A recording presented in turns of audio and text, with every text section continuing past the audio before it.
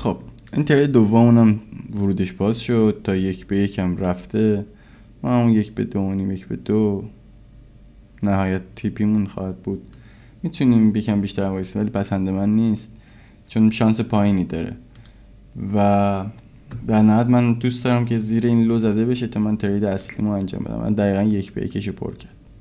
یعنی ببینید از اینجا که اوپن شده 7:49 دقیقه تا 7:54 دقیقه 5 دقیقه 1-1 1% سود کامل شد و بیشتر از 1-1 هم داده.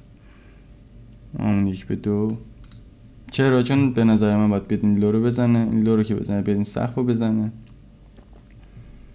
و بعد چنجش رو بسازه. حالا میتونه اولی مقدار بره بالا یه سقف دیگه بزنه بعد بیاد پایین رو جمع آوری کنه ولی باید ببینیم که واکنشش به این سوتو چیه.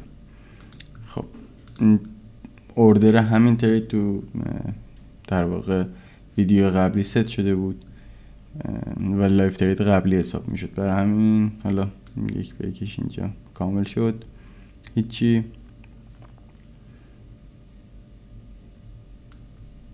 الان سطح در واقع یک ایندوس 5 دقیقه داره میزنه. ایریای خوبی اگر بخوایم مارک کنیم میشه اینجا.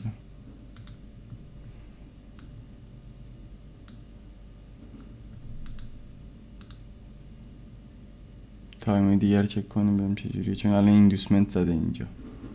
ایندوسمنتی که اینجا زده حداقل اینجا و اینجا رو میتونه بزنه چون تو گپ خورده. راستی من الان دقت کردم 1-2 تقریبا کامل شده. حالا ما حتی یه اون در نظر بگیریم همین بالا مهم نیست ولی 1-2 ما کامل شده دیگه. اینجا برخلاف انتظار من نرفت ایندوسای پایین جمع آوری کنم. جاش ایندوس ساخت، ایندوسشو زد تقریبا از این ناحیه و اینجا واکنشش ساخت که اول بره بالا و خب به این بلاک این ور و به این سقف این ور رسیده این خودش میتونه برگردونه بیاره پایین.